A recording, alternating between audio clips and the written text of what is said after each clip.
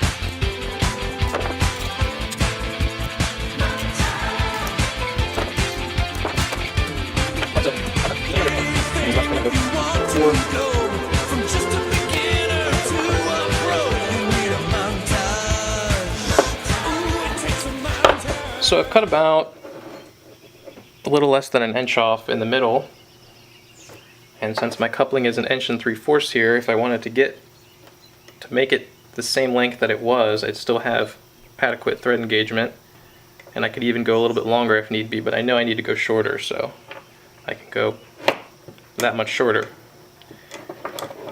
Now, this is where your die comes into play, and we're going to put threads probably 1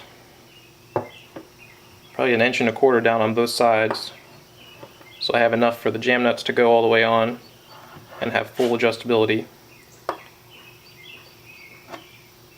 And this is where it'd be nice to have a bench vise, but I do not. So vice grips it is.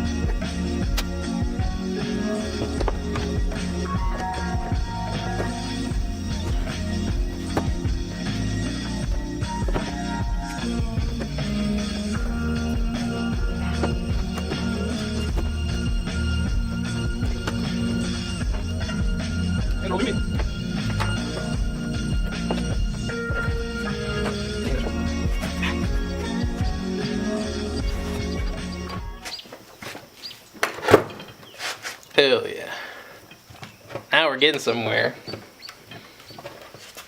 Check it out, check it out.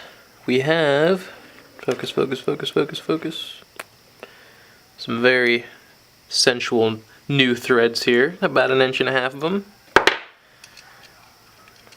And our hardware slides on nice. Very nice, very nice. And hell yeah, so all that's left is to do the same on the other one, and this link is done. Let's do it!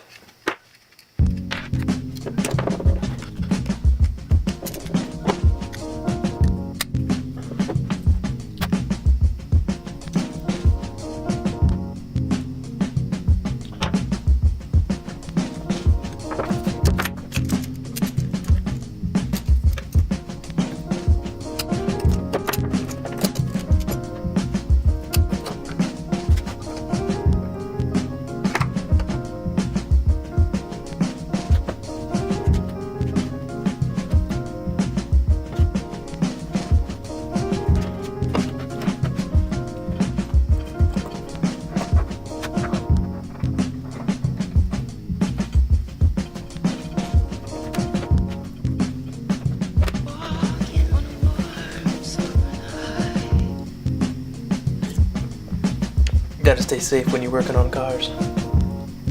That's why I always have a beer on me.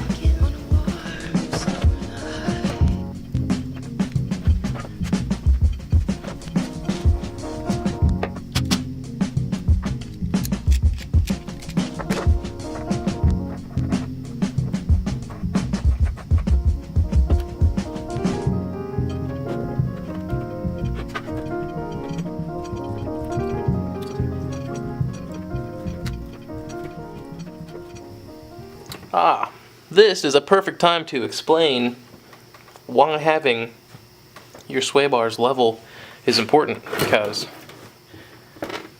so imagine your sway bars like this. Actually, hang on. Just think of it as a breaker bar, or just what it is. Think when you're pulling at a 90-degree angle, this is your best point of leverage. So think, you're trying to pull like this. Alright, well it moves back, but you're trying to pull like this towards you. You're not getting nearly as much force on that. You can't think when you're using a breaker bar, like you always want that, you're trying to get that 90-degree angle so you can get the maximum amount of leverage. So if your sway bar is tilted down because you lowered your car or whatever, now your link is trying to push on it like this, and it has not nearly as much leverage as it had before. So that's why it's important to have them level. Same goes for the preload. So if you have one side always pushing and the other side always slightly wanting to pull when you're sitting level, it's doing exactly that. It's effectively making one side stiffer and the other side softer until you overcome that preload, which usually just makes the car lean. Let me get a little more closey upness somewhere. Kind of. Focus. Bang bang. Yeah. Check out them threads. Alright, so now what we can do is put our Jam nut on this side.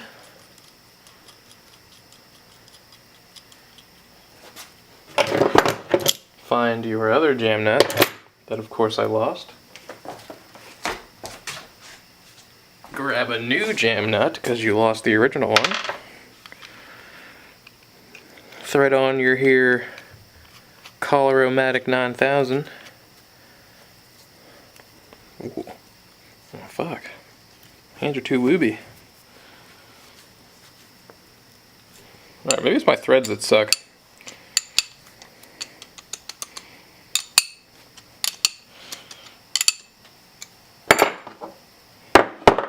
Take your other jam nut. We're going to put that on the other side. I'm sure you already see what's going to happen here. And there we have it. Check that out. Adjustable sway bar links coming at you out of focus. So,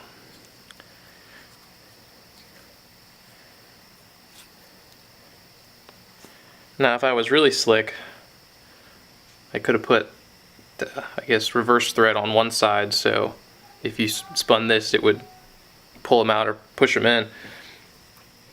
But since they both have the same thread, you have to do each side individually. That's okay, it still works. But so once you get to your desired length, you tighten down your jam nuts.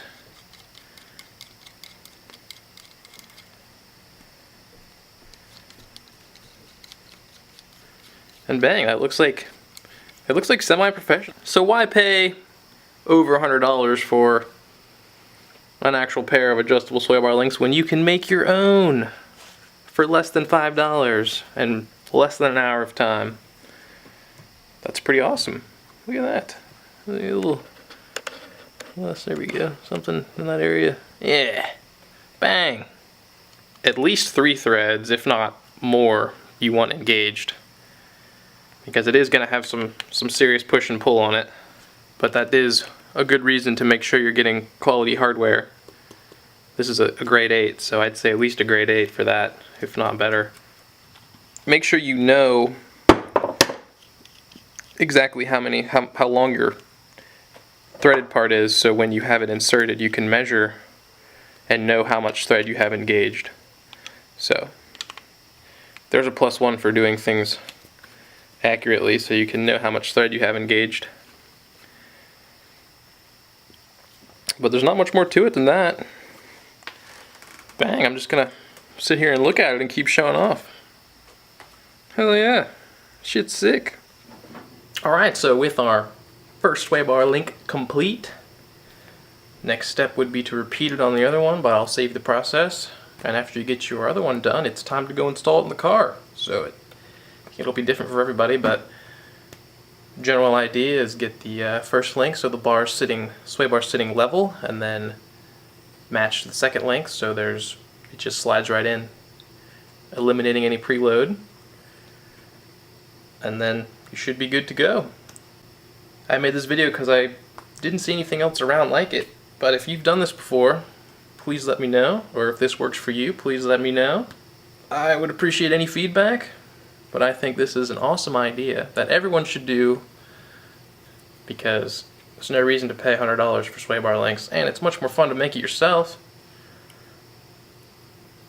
But hell yeah. So, good luck. Hopefully this works out. And until next time on Peachy Keen Garage, bye.